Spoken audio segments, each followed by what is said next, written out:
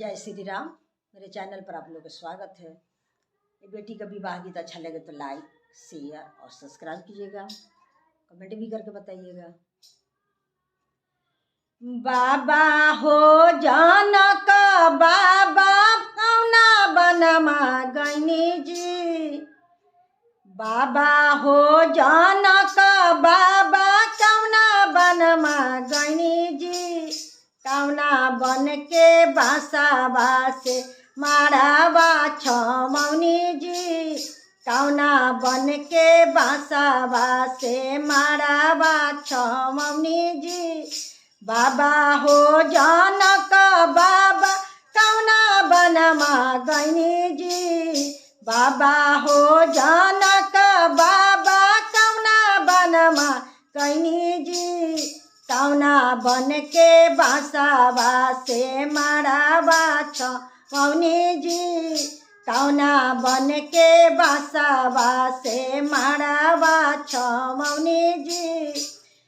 बेटी हो सुंदर बेटी वृंदावनमा गैनी जी, बेटी हो दुलारी बेटी वृंदावनमा गैनी जी, वृंदावन के बासाबा से माराबा छमौनी जी,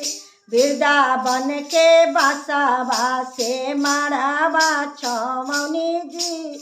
बेटी हो सिया बेटी वृंदावनमा गैनी जी, बेटी हो सिया बेटी वृंदावनमा गैनी जी, वृंदावन के बासाबा से माराबा छमौनी जी,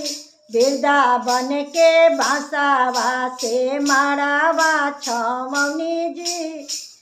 हरिस कैसे गौरी जी हरिस कैसे गौरी,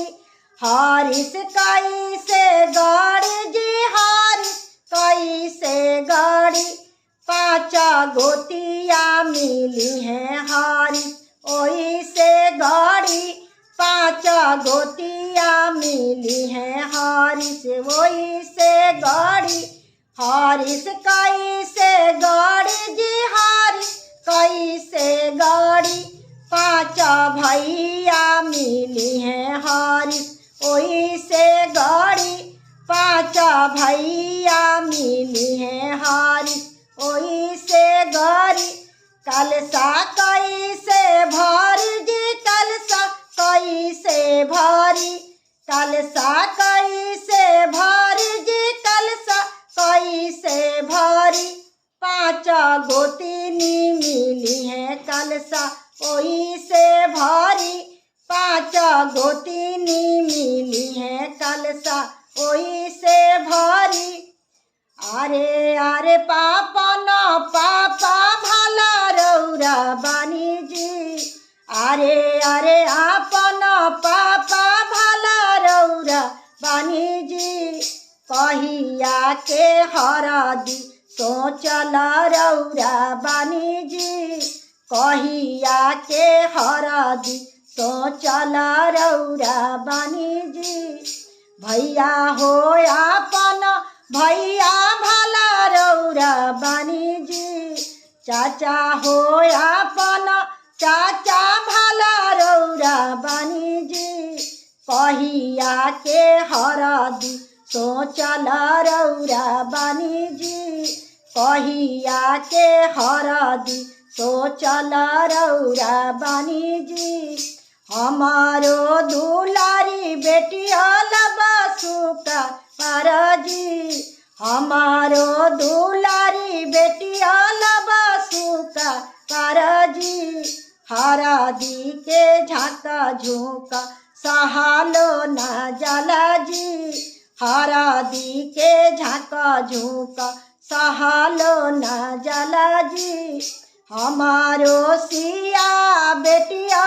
बसुका पारजी, हमारो सिया बेटी हाई सुका बारजी, हरदी के झाका झुका सहालो ना जाला जी,